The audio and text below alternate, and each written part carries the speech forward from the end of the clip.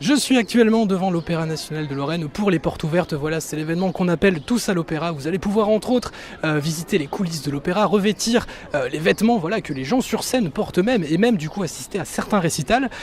Donc on a rendez-vous avec le directeur de l'Opéra National de Lorraine mais également avec l'équipe de communication en charge de l'événement. Et donc du coup on va y aller tout de suite.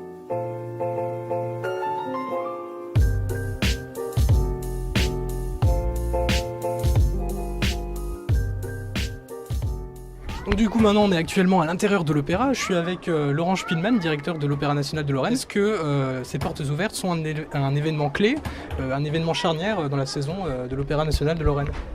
Oui, chaque année. Chaque année, dans le cadre de Tous à l'Opéra, nous sommes 135 théâtres en Europe à ouvrir nos portes au public, à ceux qui viennent régulièrement, mais aussi à ceux qui ne viennent jamais, pour qu'ils puissent découvrir ce lieu, qu'ils puissent découvrir nos métiers, qu'ils puissent se dire que un jour, ils peuvent venir voir une production, pour ceux qui ne viennent jamais.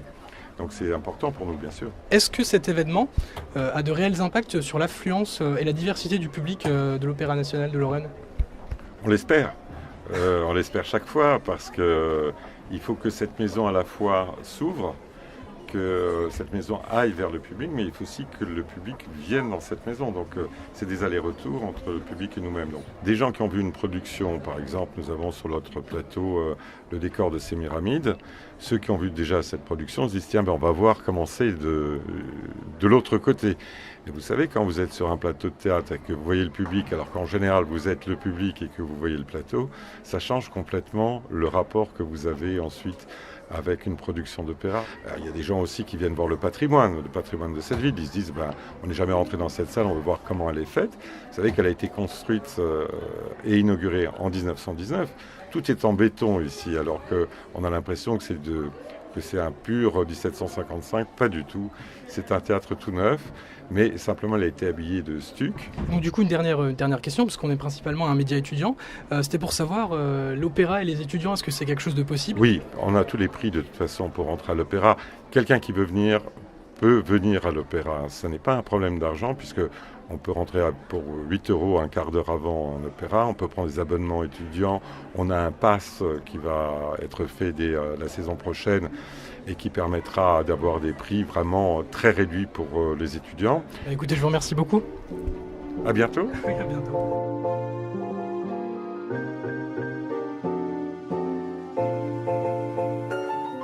Je suis maintenant avec l'équipe communication, donc il y a notamment Vincent Touvenot qui est en charge de communication à l'opéra et stagiaire.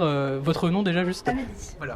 Donc du coup, est-ce que c'est un événement qui a été compliqué à mettre en place dans la mesure où forcément il faut avoir un certain renouvellement pour attirer de nouvelles personnes et que le but forcément c'est d'avoir un public neuf qui franchit les portes de l'opéra? Oui, exactement, c'est un travail de plusieurs mois en fait. On commence à travailler dessus depuis septembre.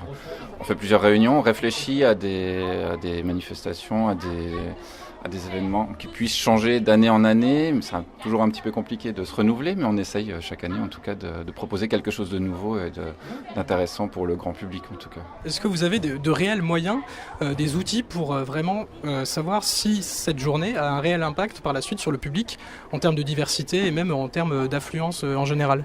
Alors, c'est un petit peu compliqué à jauger, mais en tout cas nous on essaye de faire...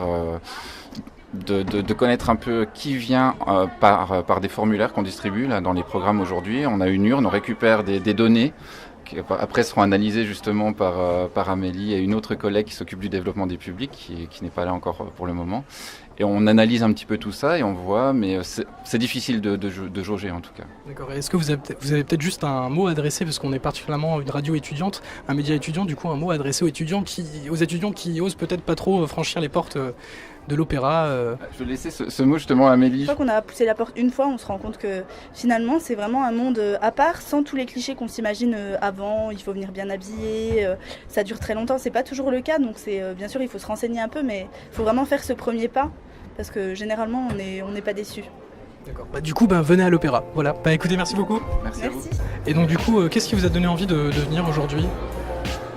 J'aime. Par curiosité? Ouais, c'est ça. Je pense que ces portes ouvertes, ça permet vraiment de ramener du public divers, des gens qui connaissent pas l'opéra et qui pensent que c'est un petit peu sectaire. Je suis pas un habitué, mais je viens souvent à l'occasion des portes ouvertes. Puis c'est un lieu magnifique. J'y viens 2 à 3 fois par an. J'amène mes enfants, si possible, au moins une fois par an.